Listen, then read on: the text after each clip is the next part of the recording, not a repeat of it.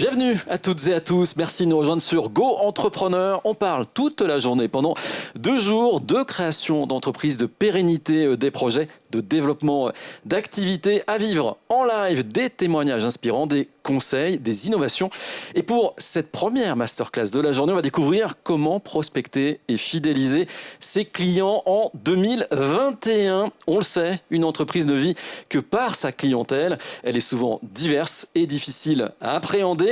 Une bonne stratégie multicanale est donc incontournable pour la toucher. Cette stratégie, elle passe bien sûr par l'utilisation de solutions numériques. Alors, cette masterclass réunit conseils, fournisseurs de solutions et sociétés utilisatrices. Nos intervenants vont vous livrer leur mode d'emploi pour bien prospecter et fidéliser leurs clients en 2021.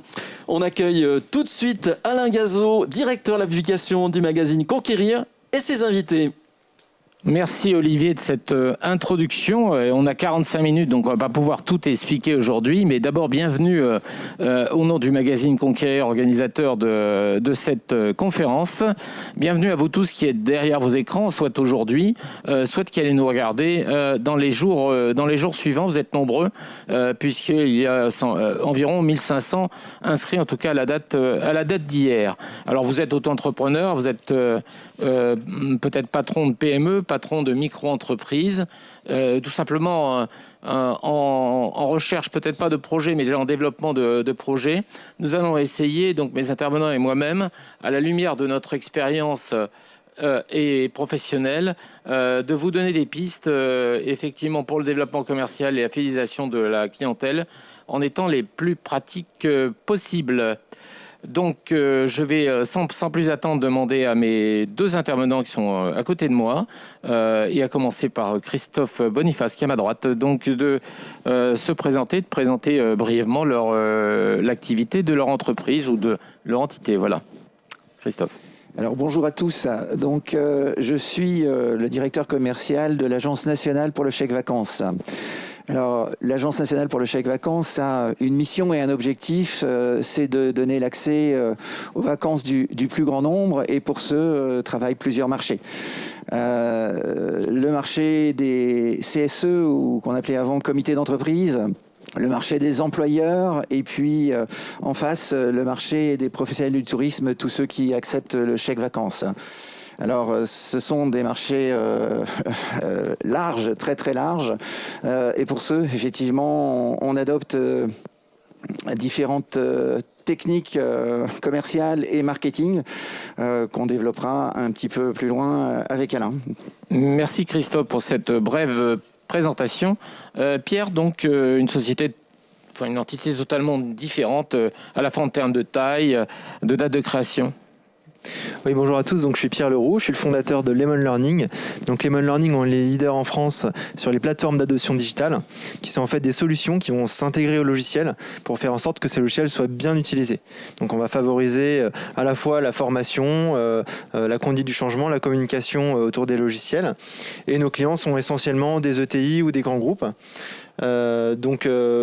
Aujourd'hui, par rapport au sujet, j'ai un peu une double casquette, celle d'avoir développé commercialement l'entreprise avec mes équipes, et également le fait d'aider nos clients à utiliser parmi les logiciels qu'ils ont des CRM et faire en sorte que leurs équipes commerciales utilisent bien ces CRM.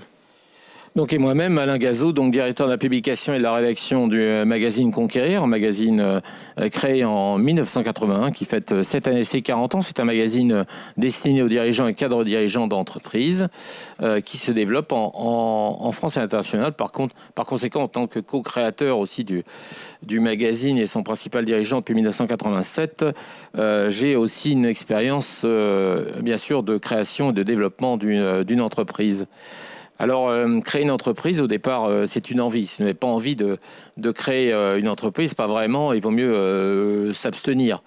Ce sera compliqué, mais ce n'est pas le tout d'avoir une envie, il faut aussi avoir une idée, ou des idées, ou des pistes.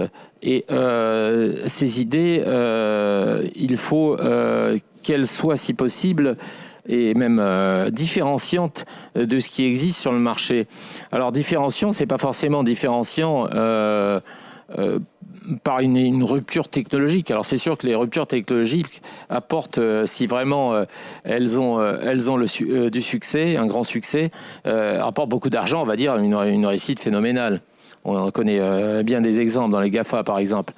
Mais bon, si on est à plus petite échelle, on peut tout à fait être innovant par un service différenciant, par une localisation différente d'un produit ou d'un service existant, par une manière de l'approcher différente.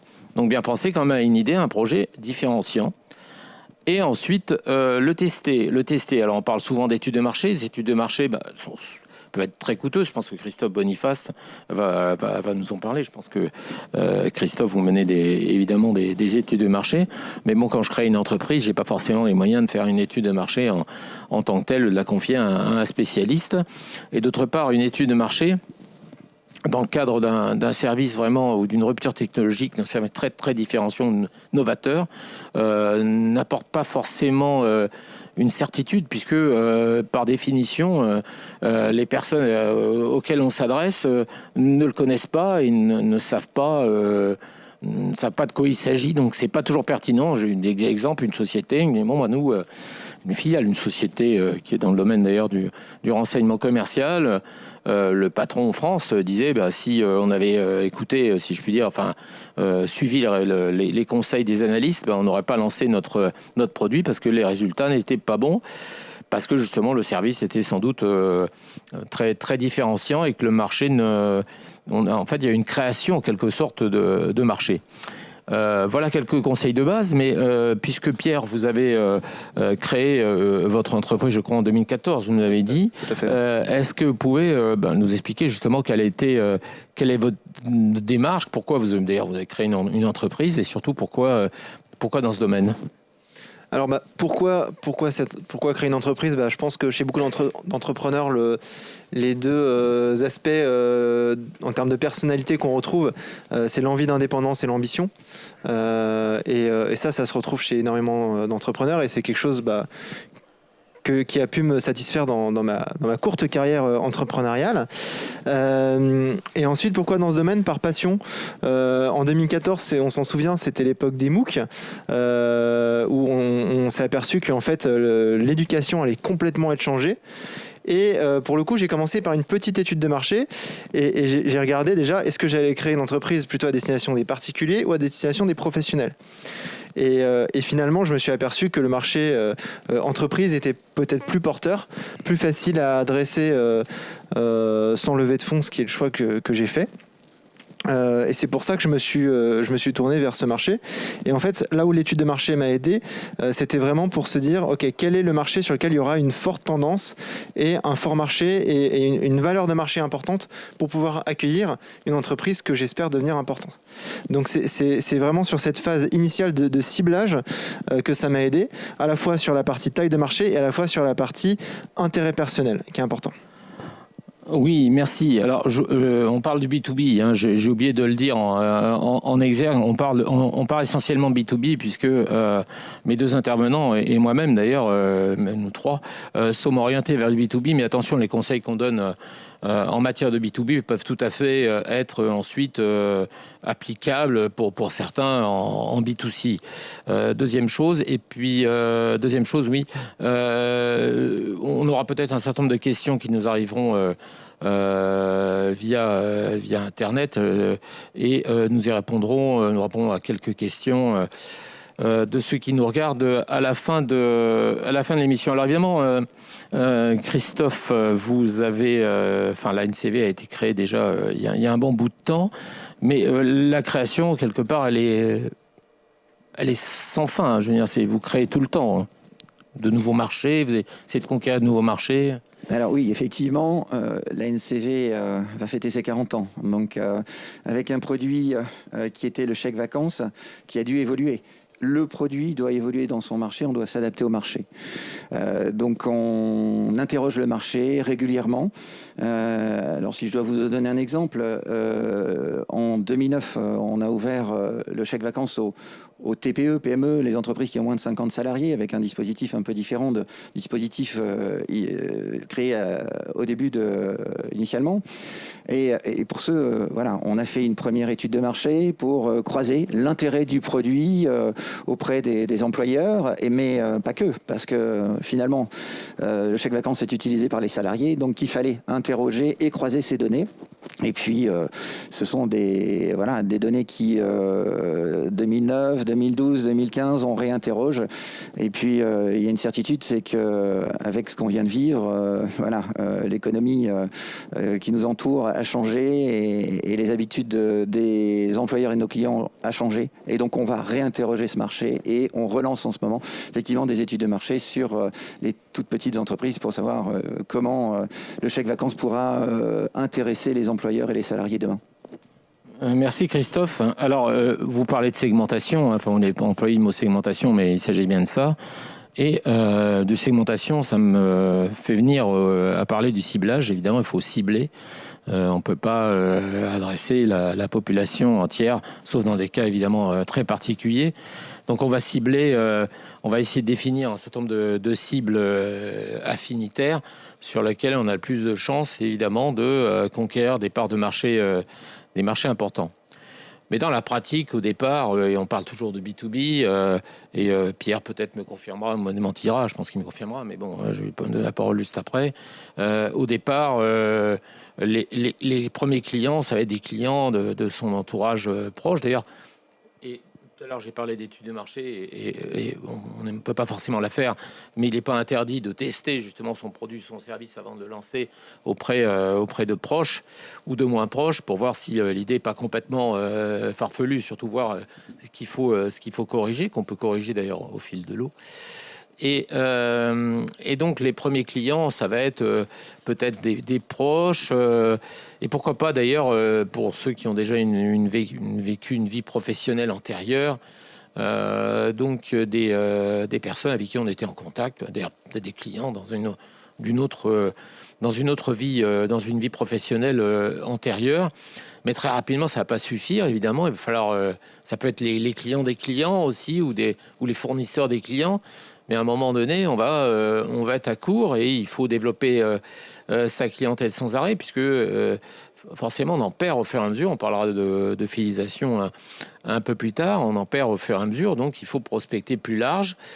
Et donc, la question qui se pose, c'est de savoir où est-ce que je vais trouver mes adresses, entre guillemets, qui ne sont pas forcément des adresses que physiques, des coordonnées d'entreprises, donc qui vont nous permettre d'élargir notre clientèle. Mais Pierre, donc j'avais promis de vous donner la parole sur ce sujet. Comment vous avez trouvé vos premiers clients ? En fait, en 2014, j'avais plusieurs activités, y compris des activités un peu plus standards, type développement de site web ou recrutement. Et mes cibles étaient surtout des chefs d'entreprise. Donc tous les réseaux d'entrepreneurs m'ont énormément servi. C'était assez utile. Et j'avais pris le réflexe à chaque fois que je rencontrais quelqu'un de lui demander s'il connaissait du monde. Et de lui demander plusieurs fois parfois. Parce que des fois, il faut que la personne connaisse bien votre offre pour pouvoir vous recommander. Et par la suite, j'ai énormément participé à des salons parce que là, j'avais un produit qui était assez innovant et j'avais besoin de pouvoir confronter en live, entre guillemets, mon produit avec mon marché et avoir des retours en direct et vraiment pouvoir communiquer cette idée, ce que j'aurais pas pu faire avec du marketing beaucoup plus direct et déjà positionné, alors que j'avais pas encore le product market fit, c'est-à-dire l'adéquation entre mon marché et mon produit. Christophe, les fichiers, c'est un grand sujet. Vous faites comment ? Vous avez fait comment ? Comment on les trouve ? Comment on les trouve ? On les loue ? Comment on les choisit ? Tout d'abord, vous le disiez, bien cibler sa clientèle. Ça passe par bien penser son produit. Vous parliez de tester son produit. Ça, c'est vrai aussi. Échantillonner ces populations et tester le produit. Voilà, pour illustrer ce que dit Pierre, c'est très très important. Pendant toute la vie du produit, à chaque fois qu'on a fait des évolutions, on a fait le choix de tester notre produit et de faire des ateliers pour faire tester le produit. Ça, c'est un premier point. Ensuite, cibler, acheter des fichiers, louer des fichiers, ça paraît quelque chose qui est à la portée des uns et des autres, mais ça peut coûter très très cher. Donc l'étude de marché doit d'abord vous permettre de faire un premier tri, et ensuite on va au travers de cette étude de marché cibler non pas des marchés niches, mais des verticales métiers, des verticales secteurs d'activité, pour avoir une démarche je dirais personnalisée dans la façon dont on va communiquer. Si je prends le cadre de ces toutes petites entreprises, devant nous il y a 1 200 000 petites entreprises. Les secteurs d'activité sont très très différents, économiquement ne vivent pas la même chose, donc il y a déjà dans notre étude de marché cette démarche d'aller chercher des entreprises qui auront la capacité de proposer le produit. Et puis ensuite, on cible par vertical, métier, parce qu'on aura un discours adapté à la population à laquelle on va s'adresser, et on ne s'adressera pas forcément de la même façon à la profession, des professions médicales, qu'à des professions voilà, différentes. Voilà. Et finalement, chaque discours nous pousse à avoir un marketing très personnalisé et dédié aux cibles. Mais les fichiers, je les trouve où? Enfin, où est-ce que je les trouve, ces fichiers? Enfin, à qui je les achète, je les loue? C'est un conseil. Ça dépend des activités. Je sais que dans les salons physiques, on nous posait la question, mais moi, je fais des biscottes, machin, d'accord, bah, chacun... mais est-ce qu'il y a comment dire, une manière de procéder pour les sélectionner ou... Oui, il y a de nombreuses structures qui vous proposent des fichiers qui sont voilà, très, très généralistes, ou voilà, vous avez aussi des structures qui vous proposent des bases de données très travaillées, remises à jour. Alors effectivement, on les loue. Les acheter aujourd'hui, de toute façon, ne sont pas toujours à vendre, parce que la donnée de l'adresse mail ou du 06 sont RGPD incompatibles avec ce qu'on aimerait faire. Voilà. Mais du coup, on travaille en location, et avec des techniques qui vont nous permettre d'hameçonner les contacts, les clients. Mais je pense qu'on reviendra peut-être un peu plus loin sur les techniques qu'on utilise pour hameçonner et attraper nos clients. Pierre, vous avez... louer à qui? Louer des fichiers, ou dans votre métier, finalement, c'est pas indispensable actuellement? Finalement, c'est assez indispensable, parce qu'on a à la fois une stratégie d'inbound avec du marketing, du contenu qui vont générer un intérêt, mais bien sûr, l'essentiel reste de l'outbound, donc à la fois de l'appel, à la fois de l'email. Autant il y a quelques années, je pense qu'il était possible d'acheter des fichiers, mais depuis la RGPD, c'est devenu impossible et illégal. Donc il y a des professionnels qui permettent de les louer, surtout sur du mailing. Aujourd'hui, nous, on travaille beaucoup avec des médias et sur des campagnes de mailing. Les médias acceptent d'envoyer sur leur base des mailings, alors souvent des médias spécialisés. Nous, aujourd'hui, on travaille surtout avec des grands groupes, donc c'est des directeurs informatiques qu'on va cibler. Donc on travaille soit avec des médias, soit avec des clubs de directeurs informatiques. Et c'est comme ça qu'on va pouvoir louer ces bases sur des campagnes de mailing. Et après, quand on a besoin de numéro de téléphone, bien sûr, le standard reste une option, ou les numéros de téléphone qu'on va pouvoir aussi, que les commerciaux, des fois, échangent avec d'autres contacts qu'ils ont, d'autres commerciaux dans d'autres entreprises. Donc il y a un petit peu ce côté réseau entre commerciaux qui s'entraident et qui permettent de faire feu de tout bois, on va dire. Alors les dossiers, les données s'accumulent rapidement, à la fois sur les clients existants, les prospects. Effectivement, il y a les fichiers clients qui s'y ajoutent. Tout ça fait un nombre d'éléments qui devient conséquent très vite. Et donc, il faut les organiser, ces données. Alors, Pierre, est-ce qu'il faut tout de suite, puisque vous faites de la formation à une meilleure efficience des CRM, est-ce qu'il faut passer tout de suite par la mise en place d'un CRM? Est-ce que c'est indispensable? Bon, je peux le faire un peu plus tard. Et c'est une question à tiroir. Et ce sera une question aussi pour Christophe. Et ensuite, le coût. Voilà. Est-ce qu'il y a un coût important, pas important, suivant les options? Alors, est-ce qu'on doit d'abord passer par un CRM tout de suite, ou est-ce qu'on peut contacter de Excel, par exemple? Je pense que c'est important de partir rapidement sur un CRM, parce que le CRM va tout de suite structurer l'action commerciale. Il va structurer les données, et il va structurer les activités que va faire le chef d'entreprise ou le commercial. Donc il va appeler pendant une heure, il va appeler tous ses contacts parce qu'il a la donnée dans son CRM. Et ça va permettre de prendre des bons réflexes et d'avoir cette donnée assez clean rapidement. C'est des solutions. Alors, il y a des CRM gratuits pour ceux qui vraiment débutent et ne veulent pas investir dedans. Mais il y a des CRM tout à fait adaptés à des petites entreprises qui commencent autour de 10-20 euros par mois et qui peuvent tout à fait faire le travail. Mais pour moi, c'est assez structurant. Et que ce soit un CRM ou notre logiciel, j'ai jamais regretté d'avoir un petit peu investi dans un logiciel en avance de phase. Christophe, les CRM, enfin les tableaux, enfin les bases de données. Oui, alors je rejoins complètement Pierre. C'est dans la démarche commerciale et dans le cadre d'une démarche marketing, un outil qui devient indispensable aujourd'hui. Alors en fonction de la taille de l'entreprise, différents outils existent. Aujourd'hui, ça permet de structurer une démarche commerciale, ça permet d'avoir un reporting aussi, puisque plus vous aurez de commerciaux derrière vous, voilà, structurer cette donnée, pouvoir avoir un reporting, pouvoir derrière analyser aussi votre démarche commerciale.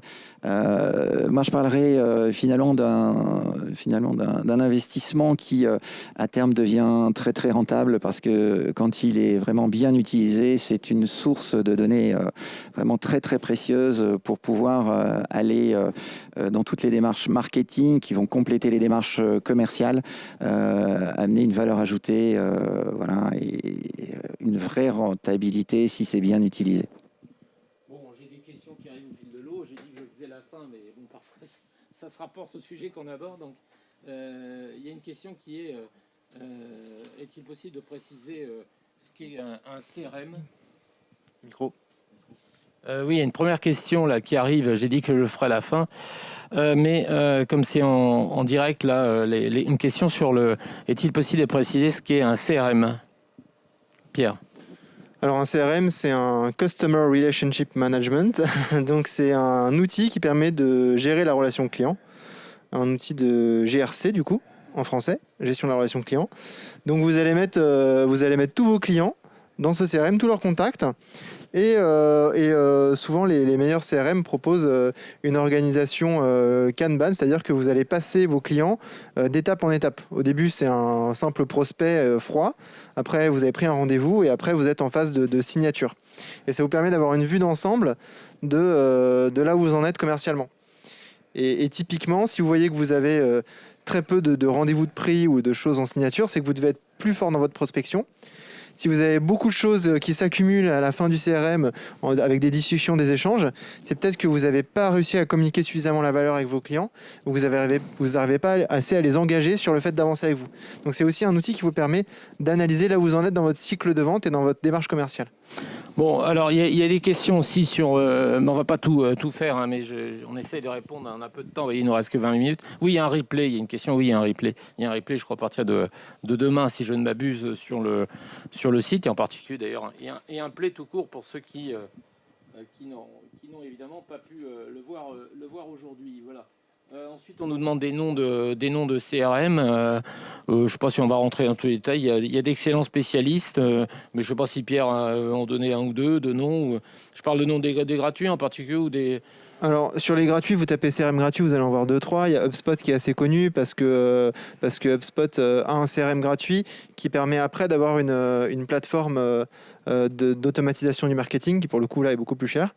Vous avez aussi Pipedrive qui est très connu des entrepreneurs qui se lancent, qui est vraiment très bien fait, assez structurant justement de la démarche commerciale. Il y a You Don't Need de CRM, je crois qu'ils sont français. Et après, quand les entreprises deviennent plus grosses, beaucoup passent sur Salesforce. C'est un outil sur lequel on fait, nous, beaucoup de projets. Enfin, il y a Salesforce, il y a Microsoft Dynamics, enfin, il y en a pas mal aussi. Et puis, CRM, évidemment, c'est GRC, puisqu'on est quand même en France aussi, c'est gestion de la relation client. Bon, alors, tout ça, c'est bien beau d'avoir des fichiers, mais ensuite, il faut mettre la main à la pâte. J'essaye de ne pas paraître défiguré sur la caméra. J'ai des soucis avec mon masque. Voilà. Donc, bon, c'est bon, là.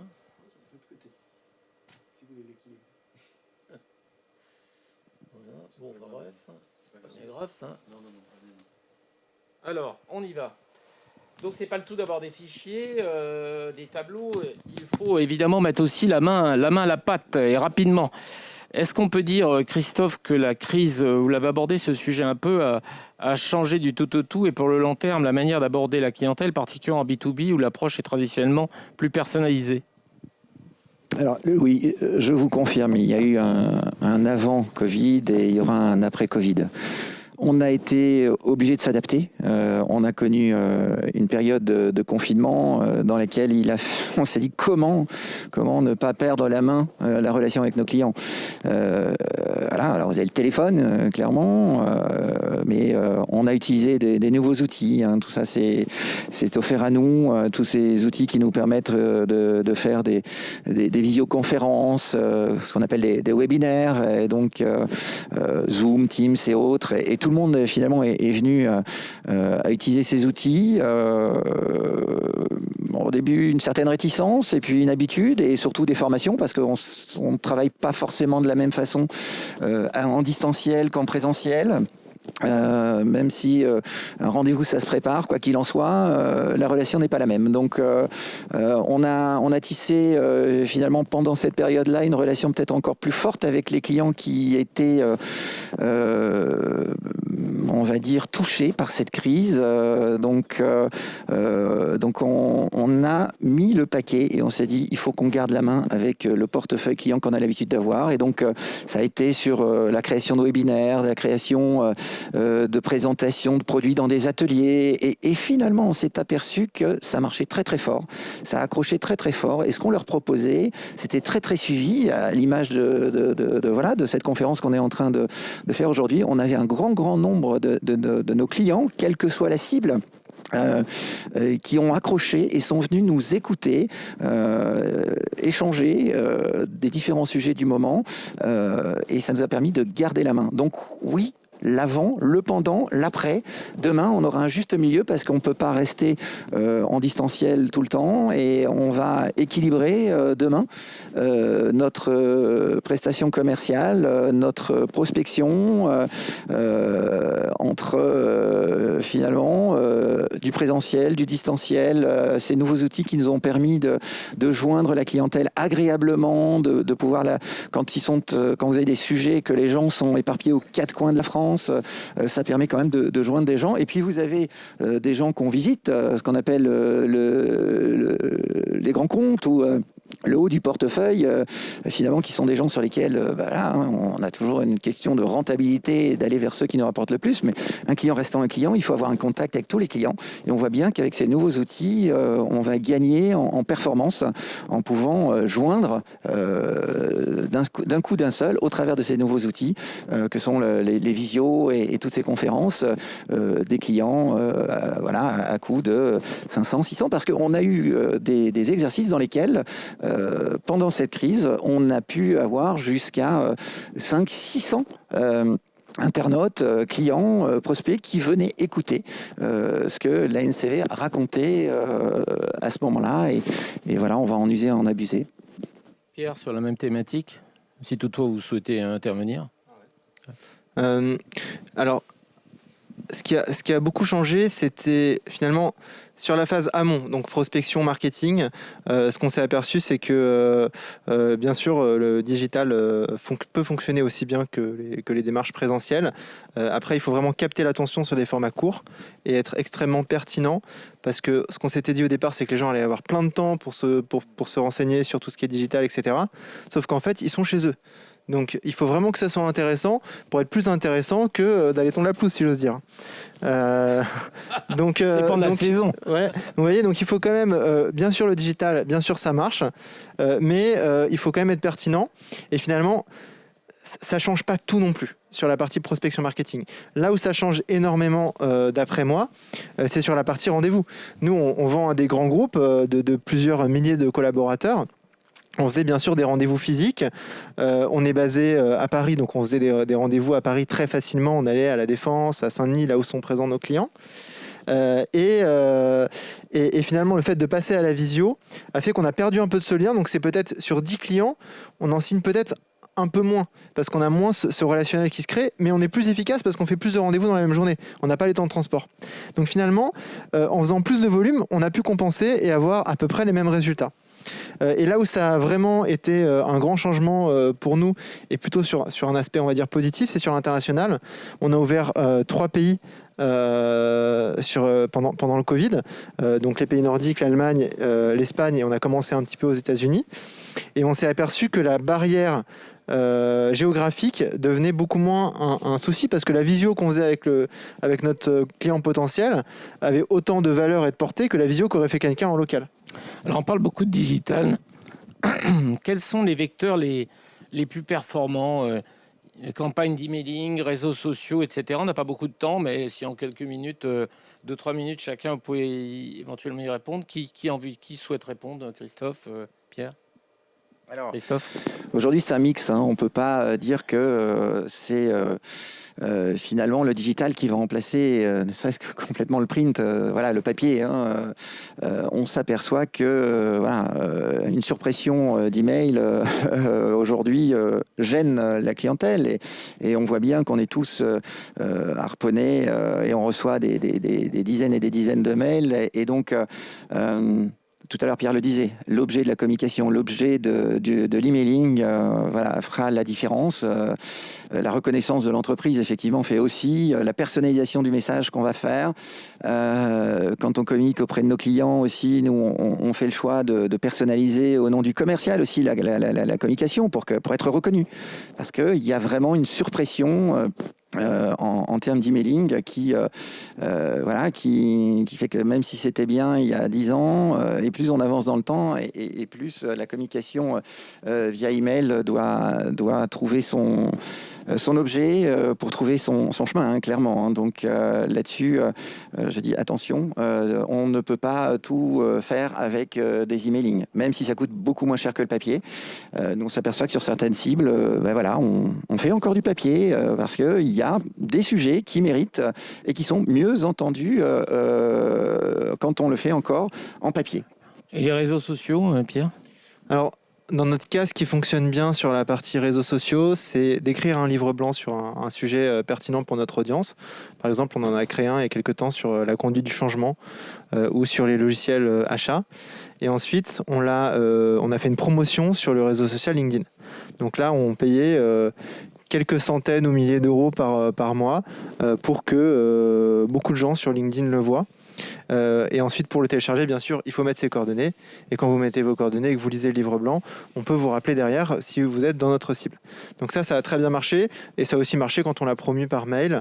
On a aussi, sur le mail, on a aussi fait beaucoup de promotions de webinaires. Donc en fait, d'après moi, ce qui fonctionne bien aujourd'hui, c'est d'avoir un contenu, qu'il soit sous forme d'un webinaire ou d'un livre blanc ou de ce que vous voulez, et d'aller le promouvoir via des médias, que ce soit des médias traditionnels ou des réseaux sociaux. Sur le même thème, vous avez une réponse Alors, ou pas? effectivement, cette stratégie du livre blanc, du contenu, permet vraiment de récupérer des coordonnées qui permettent derrière aux commerciaux ensuite, ou par une politique marketing de relance, ou par de la relance commerciale, d'attraper du prospect, et surtout des contacts qualifiés. Ça, c'est effectivement une méthode qu'on utilise, quelle que soit la cible, et je suis tout à fait d'accord avec Pierre, ça fonctionne très très bien. Christophe, vous nous rassurez, donc il y a quand même toujours une place pour l'humain dans l'avenir, dans le contact commercial? Je vous rassure. Non, je vais vous dire, oui, je revendique effectivement dans la stratégie que je mets en place avec mes équipes, toujours une place pour l'humain. Vous savez, en commercial, il y a une chose qui est très très vraie. C'est loin des yeux, loin du cœur quand même. Il y a une concurrence, elle est là, elle est vraiment très très virulente aujourd'hui. Il faut évoluer, il faut faire évoluer ses produits et pour faire pour faire valoir ses forces et fidéliser sa clientèle. Il faut être présent auprès de ses clients avec un savant mélange d'une relation dématérialisée et d'une relation présentielle. Oui, alors effectivement, développer la clientèle, c'est bien, mais ensuite, il faut la conserver le plus possible. Il y aura forcément des pertes, des cessations d'activité ou des ruptures, enfin, une cessation de relations commerciales. Donc, il faut sans arrêt prospecter, mais c'est bien de pouvoir fidéliser sa clientèle parce qu'il est beaucoup plus coûteux de recruter un nouveau client, évidemment, que de le conserver. Vous voulez dire quelques mots, peut-être, Pierre ? Vous souhaitiez prendre la parole là ou... Oui, juste avant, sur la partie marketing dont on parlait, je sais qu'il y a beaucoup de créateurs d'entreprises qui nous écoutent, des gens qui lancent leur activité aujourd'hui. Et moi, je dirais qu'une erreur que j'ai beaucoup fait au début, c'est de faire des coups marketing. Donc, j'ai telle opportunité, tiens, on va intervenir là, si on essayait ceci, si on essayait cela. Et pour moi, ce qui paye le plus, c'est des choses sur lesquelles on s'engage. Peut-être que cette année, vous allez lancer un seul type d'acquisition marketing. Vous allez juste écrire un livre blanc et vous allez juste le promouvoir. Ou vous allez juste faire des mailings, mais aller jusqu'au bout de chaque démarche, jusqu'à ce que ça paye et arriver à essayer de trouver quelque chose que vous allez pouvoir maintenir dans la durée. Et ça me semble vraiment important. Alors, je suis obligé d'aller vite maintenant. Un certain nombre de personnes demandent qu'est-ce qu'un livre blanc. Un livre blanc, c'est un livre gratuit que vous allez écrire sur un sujet donné et qui fait en général une dizaine de pages. Alors, il y a une autre question, c'est pouvez-vous nous donner des noms de fournisseurs de solutions pour prospecter ? De solutions, on parle de fournisseurs de solutions de numérique, je ne sais pas. Pouvez-vous nous donner des noms de fournisseurs de solutions ? Je ne sais pas trop quoi répondre. Je sais pas si, La question est assez large. Oui, c'est large, oui, c'est ça. Le principal fournisseur... On parle de fournisseurs de solutions numériques aussi. Pour prospecter, les meilleurs fournisseurs, c'est Free, Orange et SFR. Donc, vous prenez votre téléphone et appelez vos clients. Ça reste quand même une base importante qu'on oublie parfois, mais qui est super efficace et qui permet tout de suite de créer du lien avec les gens. Alors, qu'est-ce qu'il y a comme autre... Ah oui, je recommande, avant qu'on finisse, je recommande absolument aux chefs d'entreprise même si son entreprise se développe, de rester au contact du terrain. Et lorsqu'il y a des visites commerciales chez des clients, je recommande que de temps en temps, il aille avec son commercial ou son responsable commercial et qu'il ne reste pas dans sa haute sphère de direction, sans arrêt au contact du terrain. Je pense que c'est essentiel. Je regarde s'il y a d'autres questions. Est-ce que le porte-à-porte fonctionne toujours ? Je ne sais pas trop. Oui, quand on n'a pas d'argent et qu'on veut louer des fichiers, qu'est-ce qu'on fait ? Il y a bien toujours le fichier gratuit de l'INSEE, non, si je ne m'abuse, non ? Oui, il existe toujours. Et nous-mêmes, en tant qu'entreprise qui a déjà 40 ans sur la place, croisons nos données avec celles de l'INSEE. Et c'est toujours très utile. Et voilà, beaucoup d'enseignements dans cette base. Mais après, il faut l'enrichir, quoi, disons. Et voilà, vous aurez une base de données avec les essentiels. Et après, il faut prendre son téléphone, comme le disait Pierre. Il faut faire de la prospection et puis qualifier sa donnée, effectivement. Mais Pierre a raison. Il faut pas oublier le téléphone. Hein. Faut pas oublier le téléphone. D'autant qu'il est moins. Alors, il faut avoir le bon 06. Les gens répondent ou répondent pas, mais on leur laisse un message ou pas. Et parfois ils répondent d'ailleurs. Parfois ils répondent et ça fait un contact direct plutôt qu'un mail qui arrive ou pas. Pierre, Christophe voulait réagir. Ah oui, là-dessus, c'est un des fondamentales, quelle que soit finalement la taille de l'entreprise, avec quelques dizaines de commerciaux. Aujourd'hui, le fondamental, c'est le contact, prendre son téléphone et la prospection, elle se fait. Même si on a du contact qualifié qui arrive de la part des belles opérations marketing, au bout d'un moment, pour contractualiser, il faut prendre son téléphone, il faut attaquer concrètement les clients en leur faisant face et en leur proposant nos produits. Et ça, c'est par un coup de téléphone au minimum qu'on peut s'adresser dans un premier temps à un client.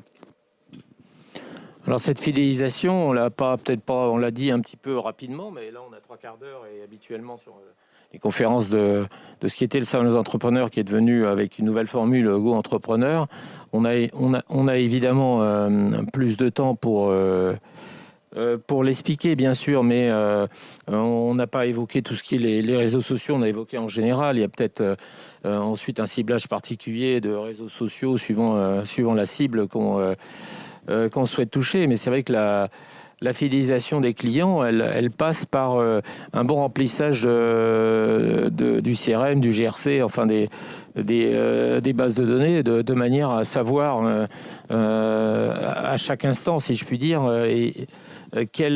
où en sont les clients, quand est-ce qu'il faut les recontacter, etc. Et il y a un conseil qui est donné, aussi que je donne, qui est, vous pouvez aussi relancer vos clients, même si vous n'avez rien à leur vendre à l'instant T. Il ne s'agit pas de les rappeler tous les jours, mais enfin, de temps en temps, tous les 6 mois, tous les 3 mois, savoir un peu comment ils vont, comment vont leurs activités. Peut-être qu'ils vous poseront des questions, d'ailleurs, sur vos services ou vos produits ou pas. Et ça maintient aussi le lien sans que l'interlocuteur ait l'impression qu'on est tout le temps en train d'essayer de lui vendre quelque chose. D'autres actions, Christophe, Pierre? Non, pas de mon côté. Moi, je comprends ce que dit Alain, effectivement. La relation commerciale, ça ne s'arrête pas au moment où vous avez vendu votre produit, mais ça s'entretient tout au long d'une année. Voilà. Je crois qu'on arrive au terme je vois que Olivier, maître de cérémonie, me fait un signe. J'ai une pancarte aussi à droite. Donc, on va malheureusement se quitter. 2 minutes. Malheureusement, c'est un peu court, mais prochain coup, ce sera sur 1h30, je pense, en physique. Donc, on aura un peu plus de temps. Et en tout cas, je suis très heureux on vous voit pas, mais vraiment, on est content que vous soyez derrière votre écran à nous regarder, parce que le développement commercial, c'est essentiel. Sans développement commercial, pas de chiffre d'affaires. Sans chiffre d'affaires, pas d'entreprise. C'est fondamental, bien sûr. Et on est là pour vous aider à avancer. Merci beaucoup. Merci beaucoup, Alain Gazeau. Merci, c'était court, c'est vrai, mais c'était vraiment très très précis. On retiendra qu'il est intéressant et important de tester son produit, de bien cibler sa clientèle, de bien cibler les secteurs d'activité pour adapter son discours marketing. On peut démarrer avec un CRM, un outil de gestion relation client, et dans tous les cas, vous l'avez dit, c'est important, il faut absolument mixer digital et vie réelle, le bon coup de fil téléphonique qui entretient les relations. Merci beaucoup, Alain Gazeau, directeur de la publication du magazine Conquérir. Christophe Boniface, directeur commercial de l'ANCV, l'Agence nationale pour les chèques vacances, et Pierre Leroux, CEO de Lemon Learning. Ça continue, Go Entrepreneur, restez avec nous, ce rendez-vous 100% en ligne. Merci beaucoup pour vos questions, elles étaient pertinentes, n'hésitez pas à les poser. À 10h, on se retrouve, nouveaux thèmes, nouveaux invités, comment trouver la bonne information pour son étude de marché. Encore beaucoup de conseils très pratiques. À tout à l'heure. Merci Olivier. Merci.